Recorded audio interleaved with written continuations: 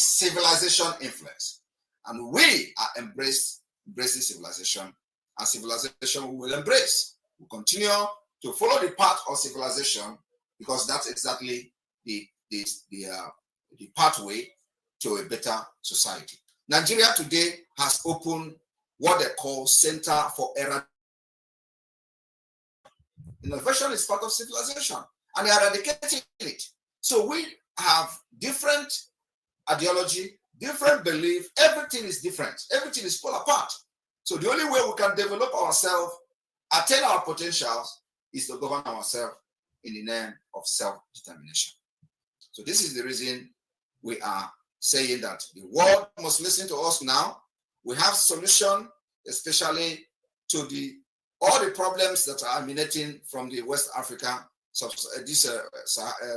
region, and of course, the issue of the upsurge of terrorists. The emergence of Biafra will first of all cut all the interest that the terrorists have, which made them to start flowing into Nigeria. And you know what that interest is?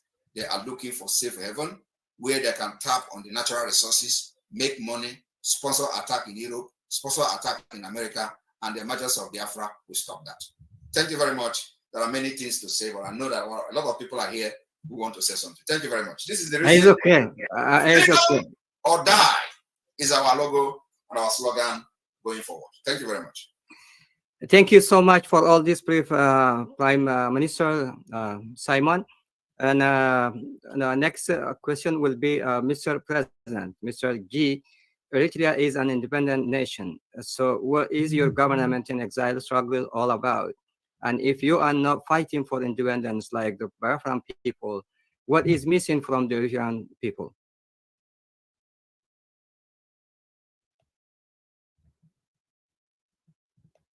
Mr. President, are you are on mute? Yes, I am.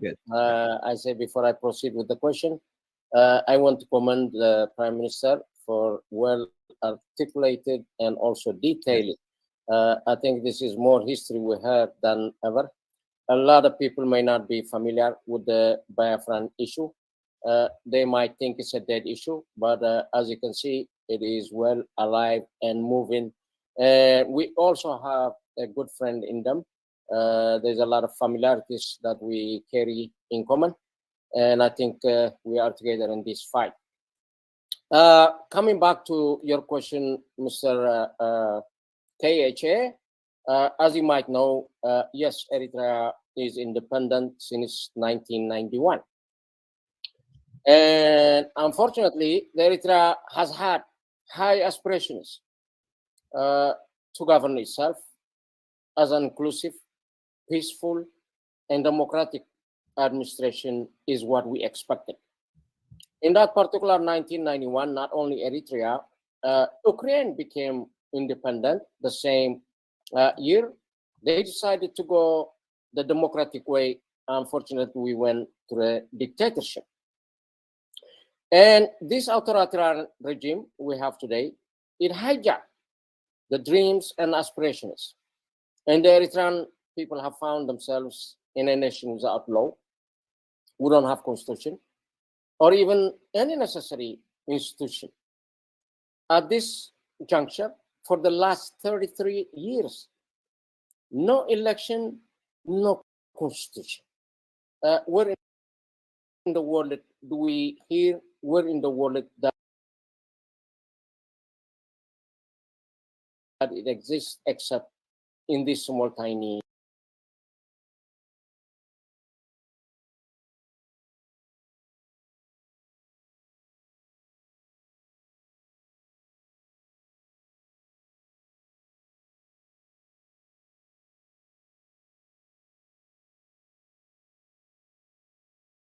Eritrea.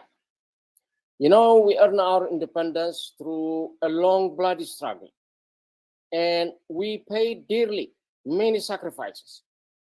But all this, Eritrean people, dignity, the freedom, it has been betrayed. The struggle hijacked by the oppressive regime only to serve the interest of the few. The economy depleted, and the people's social fabric fragmented. So in order to change this is why from that independence, we have people that are not free inside Eritrea. People that live in fear. People that are jailed without any good reason. In this juncture in our history, we have had over 100 factories in our nation, so long before any African nations, but he kind of closed them all. So people cannot function, people cannot work. The single university we had, it has been shut down. We have some colleges who don't have universities, but what we have is 360 underground jails, prisons. People are fearful. They're all running away from home. Our youth, which they are conscripted in the nation for lifetime. This is what some European nations categorize as slavery. This minority level. They work for nothing. They could not go to school, could not work, could not make family. Everybody, at any juncture, I think they are heading to exodus. This is what created in our life before. Eritreans are a very strong people. They love their nation. They love their people. They love their culture. However, at this right moment, every child were used to be saying, what do you want to be when you grow up? Yes, he will say, I want to be a teacher. I want to be a doctor. I want to be an engineer. I want to be a mathematician.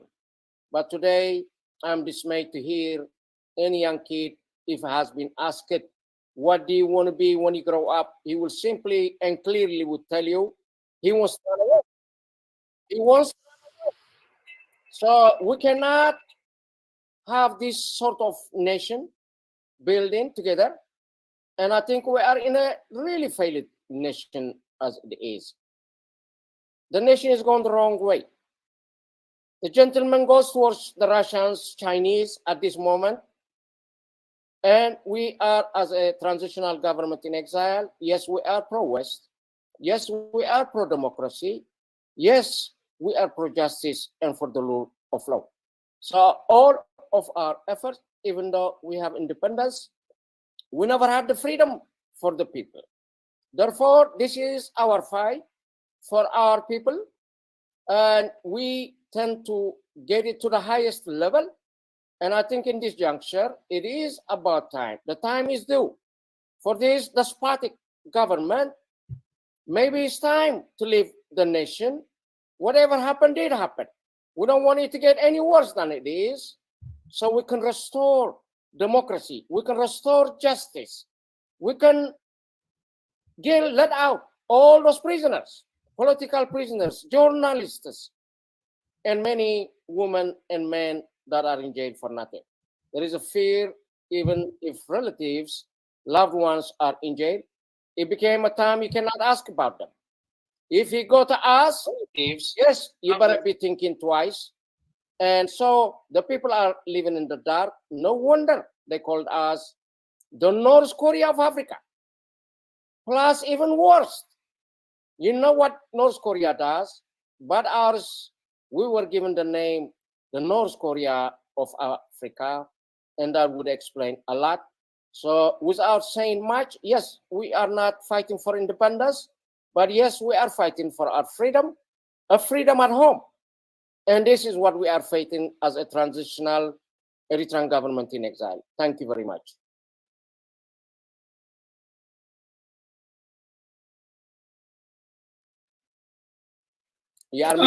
Mr. Yabu, you're on mute. I'm sorry. Yeah, I've been on mute. Yes, thank you, Mr. President. Thank you, Mr. GIE. Mr. Elias, in a short period of the modern strategies involvement with these two governments in exile, you believe have been achieved? We've achieved enormous success for both the Biafran government and the Eritrean transitional government within just a 2-month period. In the case of Biafra, to be honest with you, when we initially established the relationship with the prime minister, there had been, I would say, a minimal or negligible knowledge of Biafra in the United States. Even U.S. officials who dealt with Nigeria were really not aware of the Biafran issue. And we've arranged for the prime minister, as well as other members of the government, to meet directly with congressional officials, members of Congress, senior advisors, senior staffers, people outside of the government who are very influential, the think tanks. And within a short period of time, Washington, D.C. has gone from not talking about Biafra to now, as I mentioned previously, being written about in one of the most prestigious think tanks in Washington, D.C., the American Enterprise Institute. So I think it's been an enormous success, and this is just the beginning.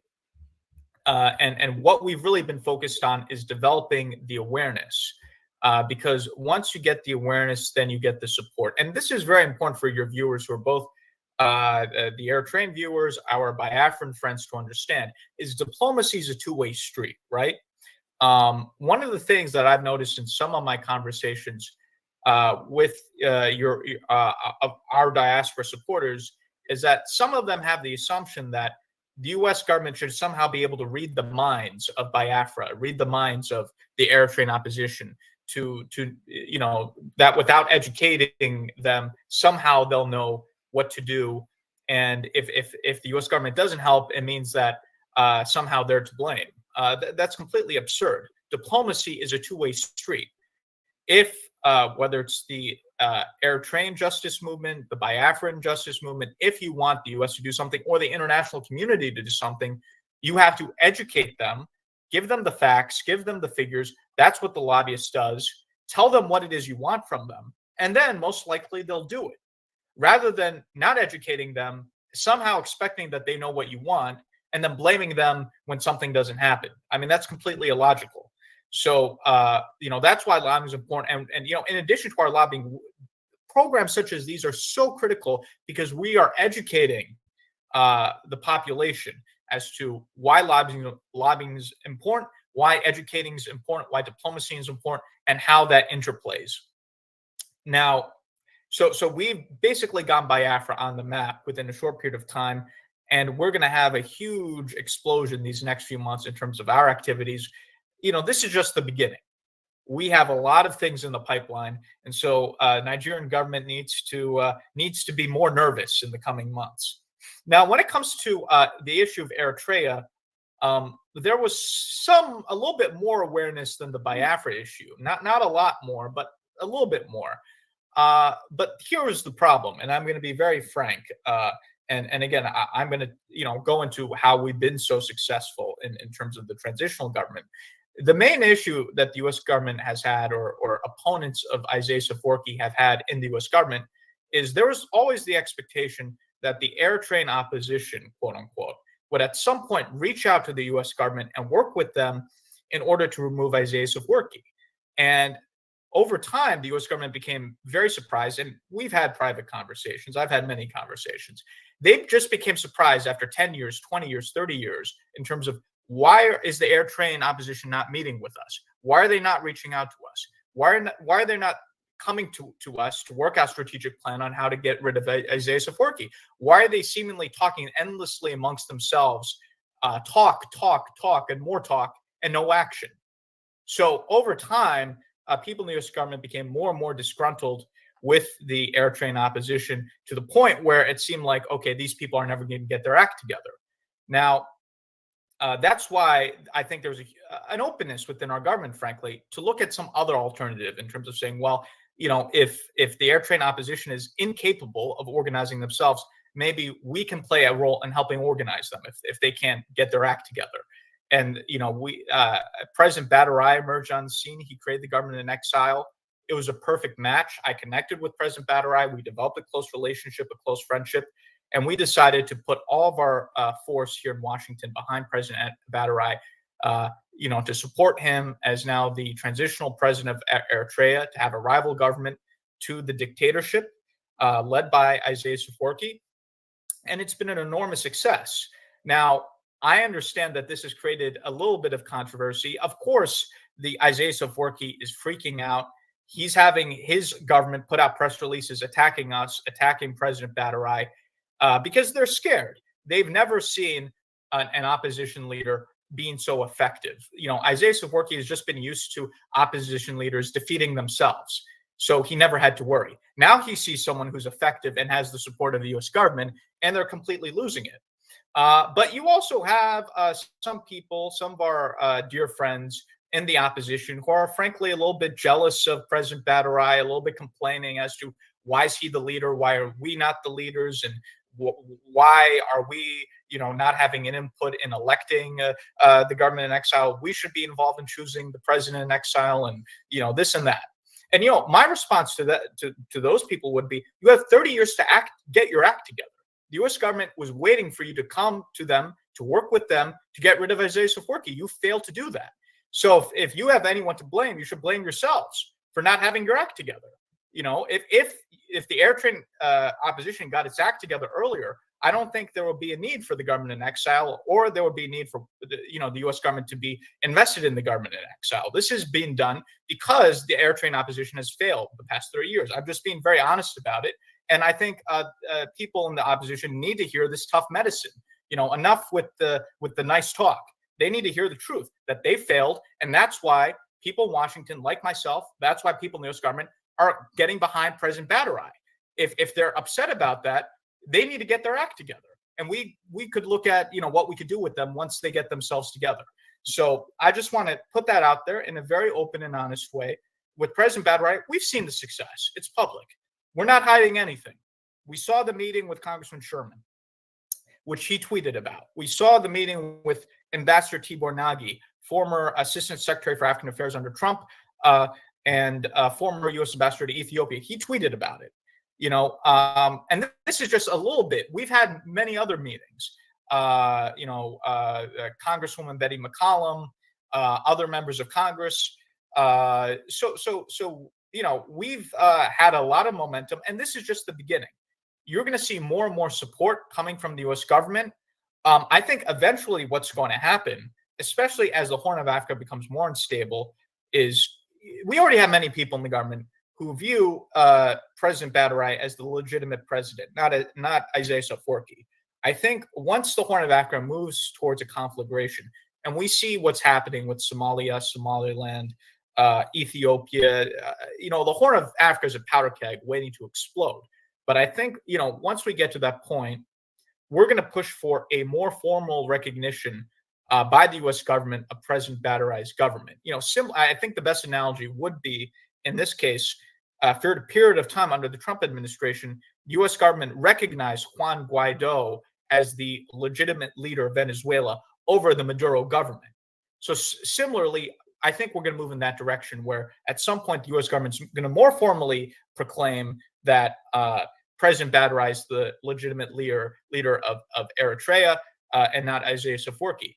And again, if there are people in the Eritrean opposition who are upset about this, they should blame themselves, because the U.S. government has been chomping at the bit, eager to work with them, and they've never showed up to Washington, D.C. So again, I would say to members of the opposition, either get in line, get it behind President Bahdurai, because the train is leaving the station. So either support us or stay on the sidelines. What they should not do is try to be bitter about this and make complaints about, why they're not, leading this, and why President Bahdurai is leading this. They should not be doing that. Either they should be supporting us, and a lot of groups are consolidating around President Bahdurai, or they should be on the sidelines, but they should not be complaining. So, that's the context where we put Biafra on the map. Enormous success. December 2nd is going to be the redeclaration of the Biafran state. We're going to get, all the support here in Washington for that. Nigeria is going to be toast, if not formally, but then at least de facto.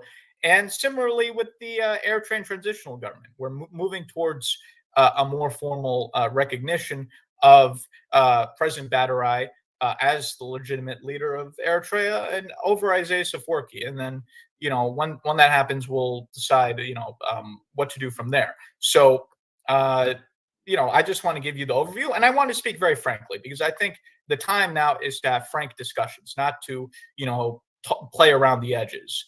And so I just want to put everything on the table for you, and I hope this was helpful. Thank you. Thank you for all of that. My next question is going to be, I'm sorry, I have to go back to this screen. Okay.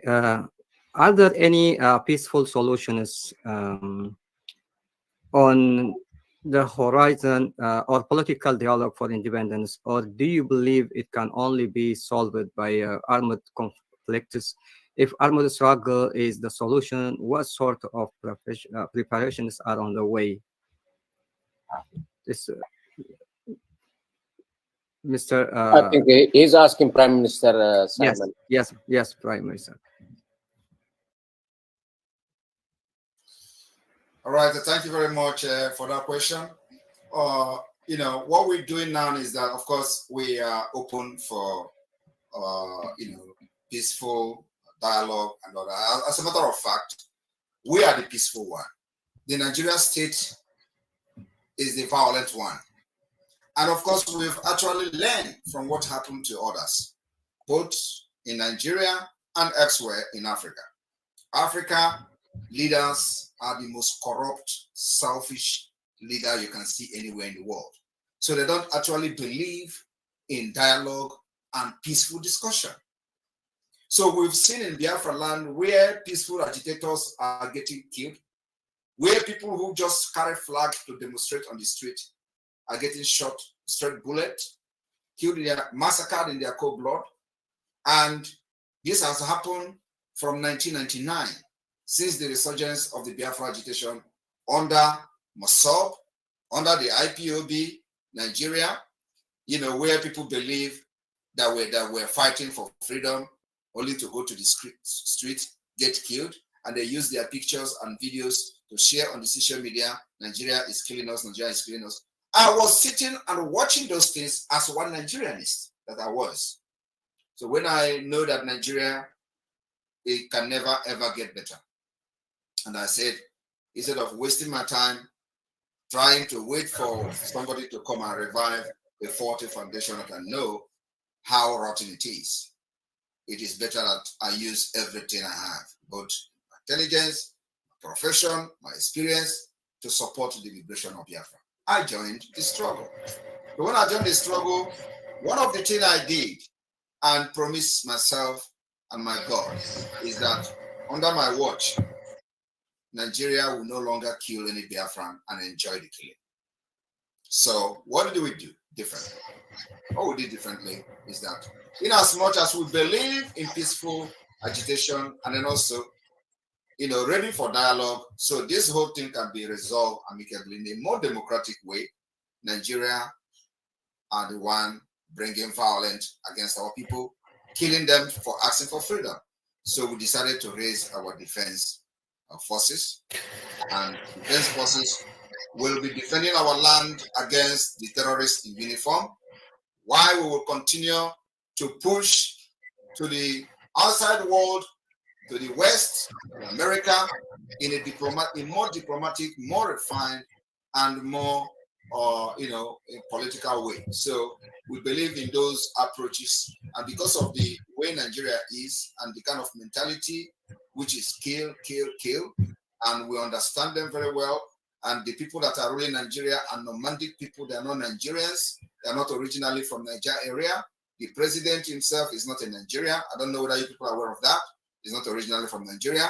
The vice president is not originally from Nigeria. So these are people who do not believe in human dignity and the right to life. And of course, we always love human beings. We protect them. We protect women. We protect children. So what I did under my government was that I would provide that security that Nigeria never provided for people. I will make sure that those who support the Biafra government, and whenever they get killed, Nigeria will pay their defense. So we started our self-defense by raising the Biafra Liberation Army, the Biafra Resistance Fighters, and the Biafra Navy. And today, they are engaging Nigeria terrorist state whenever they come to kill, as usual. So this is why it looks as if there is a violent way to our freedom. We are not the one bringing violence. The Nigerian state do it. So whenever they see that they cannot overpower us anymore, they start running around and complaining that we are violent.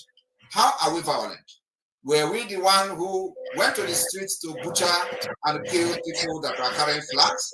Nigeria is not only violent to Biafrans, they are even violent to those who believe in Nigeria. You see them killing people for protesting for bad governance. You see them killing those who protested for criminals in the NSAS protest, when they are protesting against the terrorist SAS officials. They get killed and they cover them. At the end of the day, over 1,000 persons were secretly buried in Lagos. So Nigeria state is a terrorist state.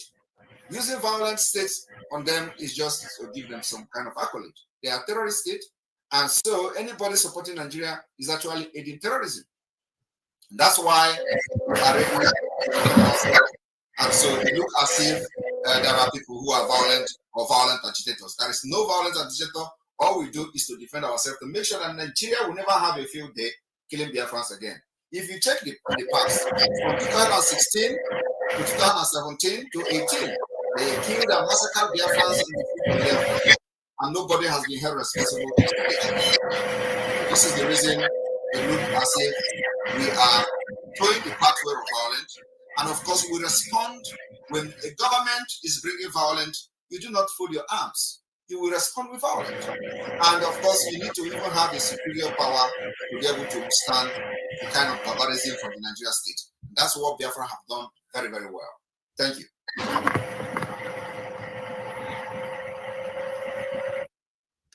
Thank you, Prime Minister, Mr. Simon. And this historical and joint interview,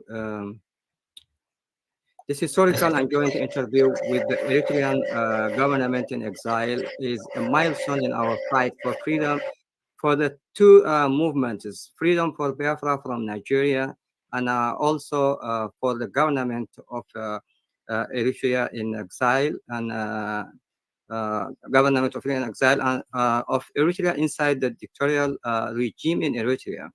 Can you tell us what do you have in common, both these sisterly governments in exile and the struggle for independence and the struggle for free Eritrean people from the tyrant administration in Asmara?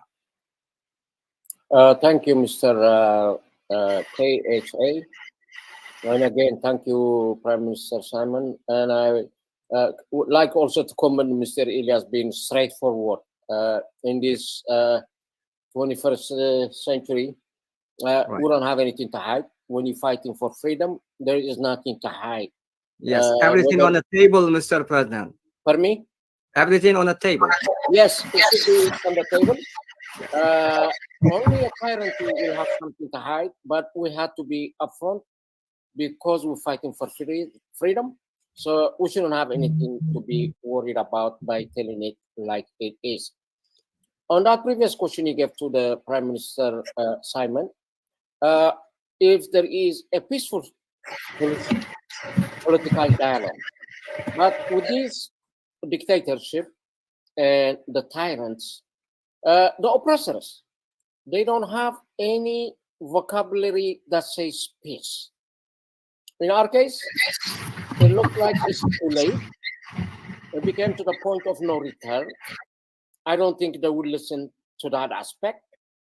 If there is a way, even today, after all this damage that has happened in my nation, Eritrea, if there is anything to be dialogue, if there is a peaceful way to exit, in order to reach or achieve our freedom, we want to do it with the minimum damage. We don't want any further bloodshed. We don't want to create a humongous military in order to battle the existing military. For God's sake, those military that are inside Eritrea is the people's military. They are not a private military. They belong to the nation. If I would remind each and every one of you, as you graduated from Sawa, you have a pledge you gave. And that says, yes, as a military, I will protect my nation and my people from external and internal enemies. Repeating, from external and internal enemies. So, I still want to remind you, the biggest enemy is the internal one that is looming and causing all this harm among each of us. As we know, he lives in our differences. So we have to minimize our differences in order to know and identify and target the enemy. Coming back to your question though, what do we have in common? Well, injustice in one place is injustice everywhere. If we are claiming we've been unjustly treated, especially the Biafran people, by the same token, something that we have in common also, the Biafrans are also indigenous people. So do we have 4 different indigenous people in Eritrea? That has been recognized through the United Nations. I think they deserve their freedom, their human rights intact. I think they should be treated even well known throughout the world. But because of that indigenous movement of us, I think we have a big thing in common. Again, even coming as a pro-West for democracy, we both governments are working to restore democracy. And I think this is the biggest binding point we have in order to work together. The minute we met through the Office of Moral Strategies, we decided, yes, in order to elevate each other, yes, we can work together. Yes, our causes are just. Yes, our causes are righteous for our people. Therefore, yes, there is a lot in common for us to work. And I think it is not about if, but when. Yes, we will prevail, and our people, both sides, should be free. With that, I will yield my platform to you, Mr. KJ.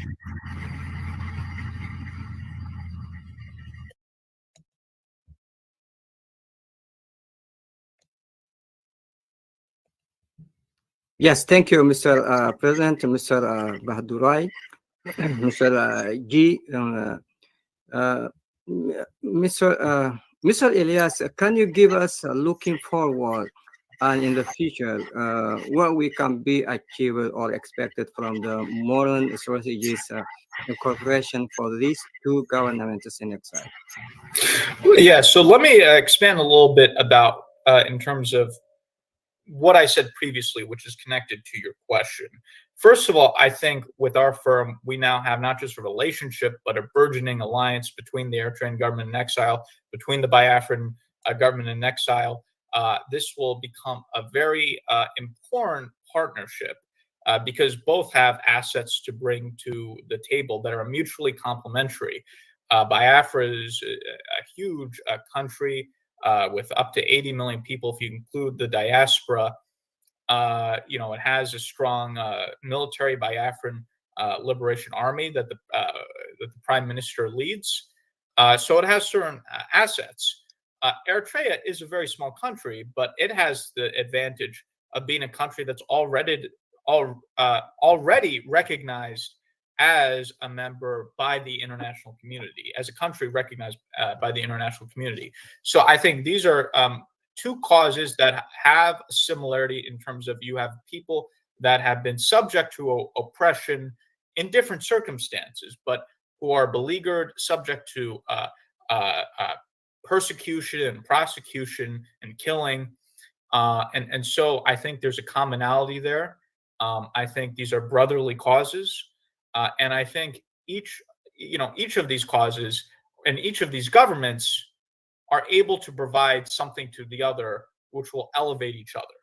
And you're going to see a lot more in terms of, we already have specific plans in the works, and you will see those plans come into fruition in the next coming months in terms of how these two governments will, in a more formal way, develop their strategic alliance. As I alluded to before, we plan to keep raising awareness of the Biafra issue in Washington. Again, most people were not aware of it. We're now making people aware of it. Biafra has been taken now into the center stage of Washington, being published by major think tanks. There's some major congressional initiatives that we're planning these next few months that I don't want to get to publicly right now, but if they happen, will be very significant. And we're also working with our colleagues in Congress and elsewhere to create additional support for this upcoming convention in Finland. And I'll let the Prime Minister speak more to this. There's a Finland convention between November 29th to December 3rd, where you're going to have the signing of the redeclaration of independence, the restoration of the Biafran state, the signing of constitutional documents, strategic alliances, and so forth. So we're going to kind of, get the political support in Washington for that convention. So that's what we have planned. I'm very confident that with our continued effort, we will move our government towards supporting either recognizing Biafra as an independent state or having the U.S. government endorse the position that the Biafrans should be, allowed to have their independence through referendum, which the Prime Minister is already doing. And the Prime Minister, I'm sure, could talk more about that in terms of he's already organized a referendum where 50 million Biafrans have voted for independence. So, perhaps having the U.S. government recognize that referendum formally. And, the U.S. government being the major player, once the U.S. government's on board, other governments will follow, the United Nations will follow, and so forth. And as I've said, we continue to raise the awareness about the Eritrean transitional government in exile and continue to call out the dictator over there. And there's a lot that we're discussing. We've had conversations about potential legislation, potential resolutions, potential even speeches or what have you. So you're going to see a lot more coming. If the Eritrean government is freaking out over some of these meetings that we've had, they haven't seen anything yet. This is just stage one. People are not going to believe it when we get to stage 2, 3, 4, and 5. And I'm hoping that as we do this, we already have a consolidation because of our success of the smaller groups into the government in exile. The Prime Minister, the President recently was in Addis, Ethiopia, had a major conference where for the very first time, rather than just infighting, the smaller groups decided to coalesce and come under the umbrella of the government in exile. We're hoping to continue this as we get more success, as we continue to engage with the U.S. government. We're hoping more and more of these smaller Eritrean opposition groups consolidate under the government in exile. And I'm particularly hoping that the youth who are so active, the Blue Revolution leaders, the Brigadam Hamadou, if I'm pronouncing that correctly, that those guys come under the tent of the government in exile, and where we could, and we're happy to do this, provide them with mentorship, political training. Our lobbying firm with the president will train them, and we want to get them from fighting with people in these festivals, move that from that to fighting the political fight, fighting in Congress, fighting in the State Department. We would love to bring these young people who are getting into fights at these festivals, training them, educating them, and then bring them to Congress, a group of them, maybe 10 of these Brigadam Hamadou individuals, President Bahdurai and I and my Congressman Moran, we bring them to Washington, show them around. They need to get to this next stage because, if all they're doing is talk, again, they have the young people. I want to speak to the young people now. The young Eritreans have to learn from the mistakes of their predecessors. They cannot do the same thing, which is talk endlessly amongst ourselves and not do anything. Because if all they're doing is talking amongst themselves and not doing anything, then they're going to be another failure, right?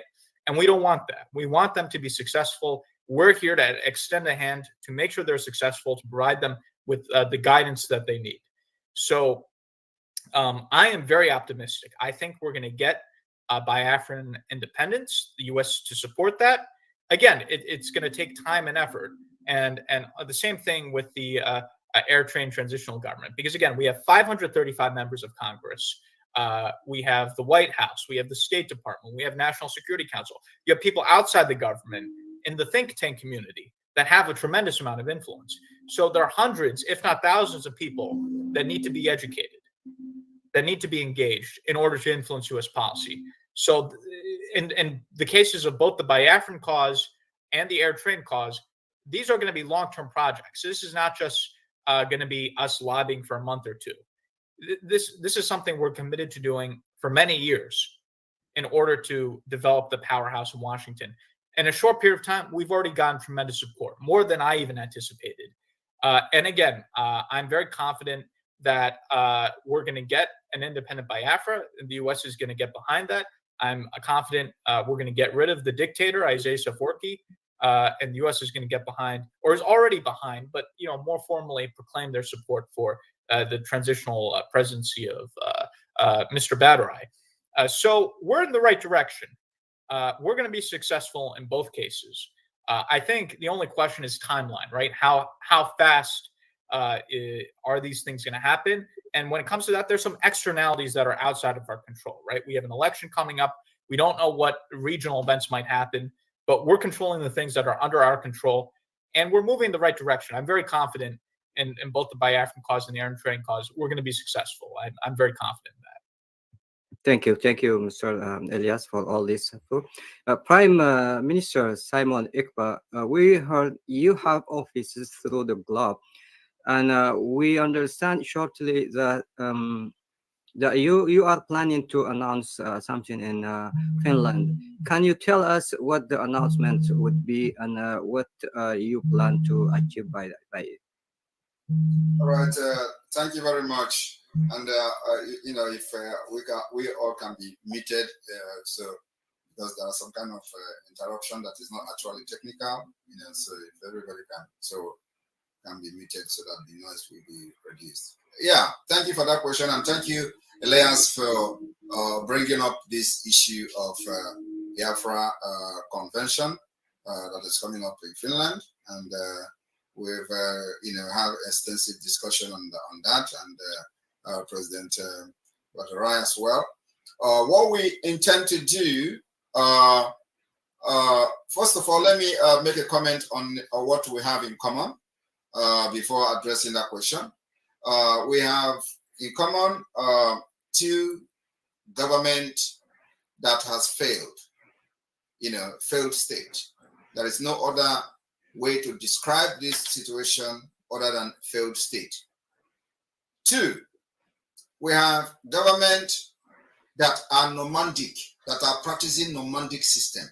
What I mean nomadic system is another word for tyranny. It's a nomadic system of government, not democratic. So there is a solution here that we are bringing to the table to bring more advanced democratic system to this both wonderful and beautiful nation, Biafra and Eritrea. That's the what we are bringing to the table. So when the state has failed, we shouldn't allow it to continue. Otherwise, the anarchy will become the norms. And we wouldn't want that particular anarchy to continue. The Nigerian side is even more dangerous than any other part of the world. There is nothing you can't see in Nigeria. Having said that, we have decided that for the past 50 years, since after Nigeria massacred our children, up to 3 million of them, there has not been any clear pathway to exit Nigeria until now. So we decided to go into more organized liberation movement that will consolidate different mechanisms, political approach, diplomatical approach, and the defense approach, which is the armed struggle approach. We didn't, carry arms in the first place. It has become necessary for us to carry arms. So what we intend to do is that we have been able to lay this particular background and structure. The formation of the Biafra government in exile has given this foundation that is needed, that was lacking for decades. So we have opened several liaison offices across the world, getting ready for the restoration of independence of Biafra after the declaration in December 2nd. So on the 29th of November, from 29th of November to 3rd of December, we are going to have the second convention of the Biafra declaration in Finland. We had the first one in 2023, October, and that where we had some adopted some kind of resolution. We had what we call the Helsinki Declaration, which is the Charter of Biafra. We had alliance, which went into official alliance agreement recognition, the Ambazonia, and after that, after the convention, we begin to activate the strategies that we have, which is the political approach. So on the 1st of February 2024, we started the Biafra self-referendum, organized by the Biafra government in the homeland and of course in exile. But one peculiar thing about us is that we have been able to form the Biafra de facto government in the homeland and created the 40 United States of Biafra, what has never been done since after the war. We have also been able to draw the Biafra map, undisputed, with the consent of the entire ethnic nationalities making up the entire Biafra state. So the map is there. The state structure, the government institution, all have been formed in the homeland, and it is the de facto government of Biafra. So we went into this self-referendum. In the first stage, second stage, we recorded about 30 million votes. We started with the electronic voting, and then we see how Nigeria was interrupting the voting. We decided to go physical voting by going into state by state, county by county, district by district. In all this, we have unit by unit. So the referendum is being conducted in the first stage of the referendum, the second stage of the referendum, and the third stage of the referendum. And the referendum is going to end on the 28th of November 2024, while the conference will start on the 29th. So we intend to announce the result of the referendum in Finland during the convention. We are also going to pass many resolutions and vote for it. We are expecting a reasonable number of delegates of Biafrans from all over the world to gather in Finland for this convention. And in this Finland, we will, after we have counted the number of the vote, number of the Biafrans that have given the Biafra government in exile and the homeland the mandate to declare their independence and fight for them. After we have counted this particular voting and the result will be announced.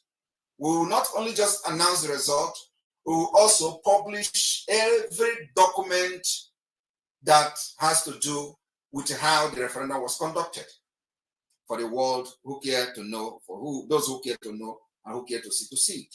And then after that, if the number of the vote is reasonable enough, the delegates that have come to Finland for this convention will vote for the approval, and on that approval, the declaration for the restoration of independence state of Biafra will follow. We are planning to issue this declaration on the 2nd December, which is the fourth day of the conference. After that, when we have done with the Finland Convention, we will now begin to approach Nigeria, which we know it is just going to be for formality. They will never accept anything democratic. They are not democratic in nature. They don't know even what is democracy. They do fraud in election. They kill people to become governors. They kill to become president. So they don't know what is a democracy. So we are now providing solution from what we have learned from the West, that indeed there are ways to conduct election without people getting killed. And you need to see the videos of the referendum voting in Biafra land, where people dress and come without nobody shouting because, of course, of the security situation and threat. You can't nobody making noise. Everybody come, make your vote, write your name, put your name down, because we have the record of everyone that voted. For the 30 million, we have the record, we have their names and everything. So when this happens, after this declaration, we will approach Nigeria and the request for the approval and recognition of the self-referendum. We will also do the same thing to African Union, to ECOWAS. All these things are just for formality. These are people who they have put in those positions to hijack the system for the interest of the tyrannic system and nomadic system of government. Most of the people you have in the ECOWAS and the AU are all appointed by the Nigeria state, especially those representing them there. The same thing is applicable to Eritrea. So they are loyal to the government that appoints them. And they are there not to defend the interests of the people, but to the interest of the political party and the interest of the presidents that appoint them and gave them the appointment. That is why Africa is failing today. Because it is all about the interest of those who appointed you, not the interest of the country, not the interest of the citizen, not for the interest of the society. So we know that our communication will not bring anything or any change, but rather we want to do it as a formality. After that, we will continue the delegitimization of Nigeria within Biafra territory. Because the only two things we want to achieve using this process is the legitimization of the Biafra government and the delegitimization of the Nigeria government. And this is going to be the beginning of the delegitimization and the beginning of the legitimization. The legitimization will follow and come in with the pursuit for international recognition, which is going to take time, which is the reason we are here discussing today, which is the reason we are coming to in alliance with Eritrea, which is the reason now the like minds are coming together from abroad, from exile, to begin to bring change in Africa, to begin to push for a different democratic system that will benefit everyone, to bring Western civilization to Africa, where everybody can participate and voted for without getting killed. That's what the President Bahdurai is fighting for. That's what I, Ekpa, is fighting for. And that's what everyone who is supporting this movement is fighting for. So we can have a better society to live without getting killed, without fear of getting kidnapped or abused. So after that, the delegitimization of Nigeria state will continue as we continue to push with our lobbyists in the Washington, D.C., making sure that America understands the need for Biafra to emerge as an independent state for their own interest too. It is not just about us. What we are doing now is for the interest of everybody. Nigeria continue to stay as a country is going to be a threat to everyone, every one of us, whether you like it or not. And it is already happening. And I believe that many of them who know about Nigeria knows exactly what I'm talking about. So Biafra becomes alternative to make sure that we have long-term solution to the upsurge of terrorists. And after that, the delegitimization of Nigeria continues. The fight for legitimization of the Biafra government will now take them to the second stage. Like Elias said here, we will continue to create awareness for the people in the United States, those who are in decision-making in the US, and of course in Europe as well and beyond, for them to understand that Biafra is the only alternative that will bring solution, bring peace, so that all this money they keep sending to sending money to Africa when Africa is actually richer than them in natural resources, but they are being mismanaged and all that. So you don't need to be sending aid to Africa. We don't need it. We don't need the aid. The aid is actually what is, but so making all these people to be what they are today. So we don't need those aid. Rather, we need good governance, good democracy system, a true democracy. We need law and order, where the government will be held responsible when international law, international treaty is breached. Like Nigeria today, they go kidnapping, they go to Kenya to kidnap somebody, kidnap the leader of indigenous people of Biafra, and nobody has sanctioned them. Everybody is fine with it. That is not the kind of society we are fighting for. Nigeria have done this in the 80s. They went to London, to the United Kingdom, to kidnap somebody called Marudiko. And the United Kingdom jailed every one of them that are involved. Today, look at where they are. They have not jailed anybody for kidnapping their own citizen in Kenya. And not only that, even their own citizen is still languishing in the DSS dungeon in Nigeria. And there is nothing have been done. Money have changed hand.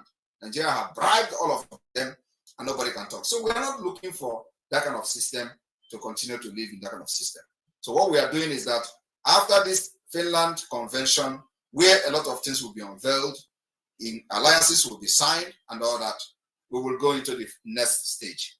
As our lobbies are educating the United States policymakers, we will be busy delegitimizing Nigeria within Biafra land until our voice is heard by the highest authority. Thank you very much. Thank you, Prime Minister, Mr. Simon. Mr. President, any comments on that? And also, I would like to bring a comment from our audience. That was, I think, I displayed it earlier, and just bring it back to the stage so you can comment on that also, Mr. President, Mr. G. Not reading any comment from the Eritreans. So this is, I think, a big question.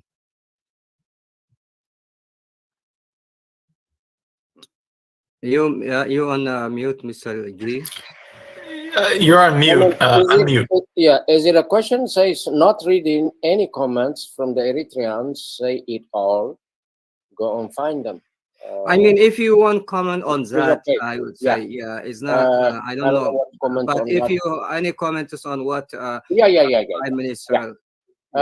Number one, I mean, everything he said, I agree with, especially on the differences, on the similarities. What sort of governments, what they do to our people. Yes, Africa is not poor. Africa is rich. But a lot of resources has been misused and abused, and with so many corrupted people managing our resources. I want to wish them success on their upcoming convention or conference in Finland. Unless the sky is falling apart, transitional Eritrean government in exile intends to be there. No surprise. We may even have some surprise of our own. So I think going forward, we are really to work together, and we are consulting with each other to become very, very powerful and support for each other. We just had our convention less than 2 weeks ago. As Ilya said, it was in Ethiopia. That means we found us another friend in the African nation of Ethiopia. Why in Ethiopia? Well, we only go to places or countries that allows you. Can't just go, if come tomorrow, whether Djibouti, Somaliland, Sudan, or others. If they allow us or if they invite us to do a convention with heartbeat, without any hesitation, yes, we'll accept the offer and do the conference wherever they allowed us. So in the conference, believe it or not, it was successful and more than what we expected. All these small factions it is well known, our problem is our fragmentation.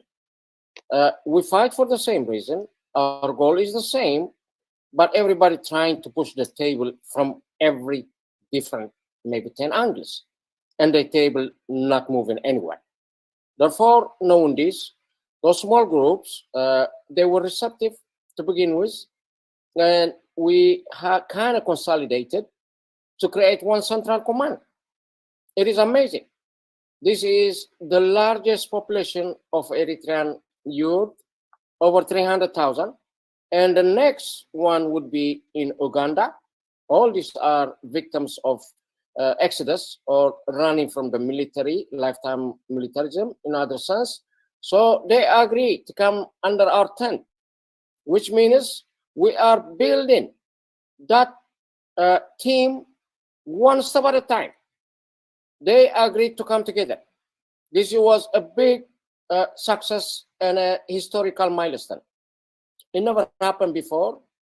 We enter into a conference peacefully and conclude peacefully. But this was one in the history. In the previous occasions, there were several conferences, including in Ethiopia, and they just came out splitting more with no success. So this is not simple achievement. We have achieved a great deal. And not only that, the Ethiopian government primarily and the people of Ethiopia would like to thank them for allowing us. And because of them also, we were able to consolidate our people. There is one indigenous group from the Afar group, and they were the whole Afar group was in our team, which means under one leadership, we can make it happen. Some of these ideas, which is based on democratic principles, yes, we can incorporate them. Yes, we can make them inside our family. Yes, we can make them inside our tent in order for all of us to live in peace and harmony. Yes, little bit of stuff that we need today is in order to overthrow this government. After that, everything can follow. Yes, so many things can be done ahead in order to comfort our people. So they all need to come in this tent, even those all groups. The political powers, we need to come under one tent if we want to succeed. If we are really feeling the pain of our people, yes, we have to set aside our egos, our personal interests. Yes, we need to come in this transitional Eritrean government in exile. Yes, come and help us. Come advise us. Come support us. But if come the worst, you couldn't do all of the above, at least stay out of the way. You need to stay off at our way. We need to win. For that reason, with this occasion, I want to call on all of you to come in, to come and join us. With that in mind, I would say thank you. And that also concludes my comment on that Biafran conference. Thank you.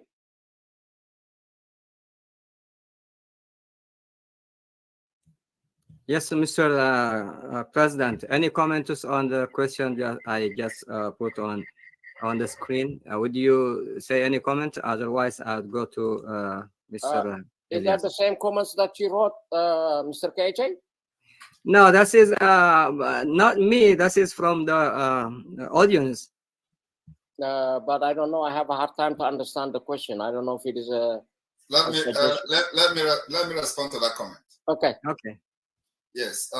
You see, that comment is one of the comments. Some of the comments you get in a situation like this. And what does that tell you? It tells you that people are with you.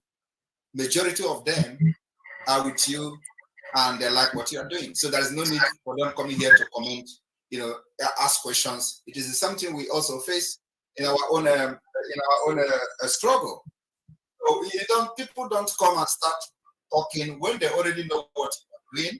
Just like we have said it before, that we are not hiding anything, and actually, not hiding anything is the reason why many people will come to just, what do you have for us today? what is the development? What is the next level? What is the next step? That's what people are. Once you are very, very connected with the people, they don't need to ask a question. It's only those who are coming now who have realized that, oh, maybe we have been going the wrong way for a very long time, and they decided to come back, because you left them behind and they don't care to know what was going on. So now they want to ask questions. These are kind of the people that will come to make such comment, because they are never part of the movement. They are those who dine with the enablers. They're either directly or indirectly, and they support those who are, destroying the life and the future of the people. So those kind of comments is not something we should even be addressing. I'm just telling you that many people who are interested in the future, a better future, and have followed the event from the beginning will not waste their time to ask questions, because you have not hidden anything from them. Everything is in the open. And I like the freedom fighting of open book. That's exactly what we do in Biafra. There's nothing I'm doing today that is not out there, because we are fighting for a nation. There is nothing to hide, except some kind of high level of meeting that you will have, and you want to keep it secret. But every other thing should be open, because the people you are trying to liberate and trying to give a better future should be following to know whether this is going to work and what should be expected, or is it going to be a government of gangster and all that. So I think the comment here says it all. He said, not reading any comment from Eritrean says it all. Go and find them. It was actually from a very wrong perspective, because it shows that people don't have any concern, and they have been following him for a very long time. Yes, except if you are coming today and you don't know what he has been doing. That's when you are going to ask questions. Thank you. Thank you. Thank you, Prime Minister. Well, thank you for supporting. Thank you for answering the question. I think the comments will get a lot, and a lot of the moments, even our government, the authoritarian government, normally we don't get any good comments. The people with full heart, they know what we're doing. I think they are very happy with us, and he's welcome also to give his own comment. We don't need to wait for others to respond. But however, regardless these days, I do copy a little bit from the Prime Minister, and that is when you have a job to do, we're not going to back down. Talk is talk. Yes. Talk is cheap. Either act or get out of the way. Either act or get out of the way. Because we're not asking you, we target the government, for God's sake. And what we do, it also involves you. Our efforts does include you. We are not really trying to retaliate, do anything wrong. But however, yeah, there's going to be some reconciliation. Yes, we are not going to jail you. Therefore, whatever you say, in our case, you are not our target. And we don't want to be your target. If we have enemy, let's fight that enemy in any way you can, and allow us to fight in the way we know. So because of that, whatever being said, for God's sake, I only say, I do excuse my people. If I am fighting against the tyrant and someone don't like that, it is going to be what they call damn, just damn. There's nothing else I can say. But thank you, Prime Minister. Thank you. I just want to add a quick comment that I agree exactly with the Prime Minister. Yes, said. that's what I would like to to hear, Mr. Elias, and also as an advisor to these two governments, also what to see. And I don't blame this comment, because in fact he's asking where are the Eritreans, and I think this is a question that all of us have to find an answer, and especially Mr. Elias, you are learning more and a lot also today, so this will be, I think, a good start for you. No, this is a learning experience for me. I just want to go to your point. I just want to say I agree exactly with what the Prime Minister said. Usually, let's say people who are already supporting President Bahdurai don't necessarily come on to make gratuitous comments, right? They already know him and they know what he's trying to do and what the agenda is. Oftentimes when comments are made, it's to be provocative because, these people are, as the Prime Minister said, working with the enablers or the other side. So if you go on social media, for example, first of all, the President Bahdurai is the most talked about opposition leader as the transitional president on social media. Everyone, whether it's supporters of President Bahdurai or the enemies of President Bahdurai, he's the #1 topic. Isaias Afwerki himself, through his information Yemeni mescal, attacked President Bahdurai and attacked our lobbying efforts and the people we're meeting with. So, there's plenty of commentary out there on President Bahdurai. He's the most talked about person right now. And I agree with the Prime Minister. If his supporters aren't making comments, it's because they already know, what he's doing, and they know his agenda. It's not necessary to make a comment. And a lot of the comments on social media about President Bahdurai are from the enemy, from opponents, from the people who are supporting the dictator. So oftentimes it's the people who are against you who like to come out and make the crazy comments. I just wanted to, that's a long way to say I agree with what the Prime Minister said. His assessment is spot on. The Eritrean, as the President has said, the smaller Eritrean groups have consolidated behind him, and he's getting the support, given what we're doing. And so I'm very excited about moving forward. I hope we can work with the Eritrean community to educate them about the way forward. I think the Prime Minister has done a tremendous job in terms of showing the way for the Biafran people, providing leadership. I think one of the commonalities, if I may, between the President and the Prime Minister is that their leadership has given direction to their people who were previously mired by issues of the infighting, the backstabbing, and so forth. And I think that's the commonality where you had a group, they weren't sure what to do, and then you have the leaders, and they're providing direction, and the people are coming behind them. So I think both President Bahdurai and the Prime Minister are visionary African leaders. They're the ones who are providing that vision, which is mobilizing their people. So it's an honor to work with both of them, and I think we'll have a lot of success moving forward. Good point, Mr. Elias. And as we begin wrapping up the show, I would like to thank you guys for attending our program. I'm glad to have such intellectual active leaders on the program. Looking forward to seeing the achievements and changes you guys bring to the people and the future of the countries, both the Eritrea and Biafra. As we saying farewell to our amazing guests, we will have more guests in the future, maybe talking on the same issue, and we will follow also. We will talk about Biafra. We will talk about the issues that matters, and don't forget to stay tuned and subscribe on YouTube to Galed Media. If any comments before ending this program, I would love to hear from you, respective guests. I think I would briefly, I simply want to say thank you to Mr. Elias and Prime Minister Simon Ekpa. As I say early on, this is the beginning of so many good stuff to come in the future.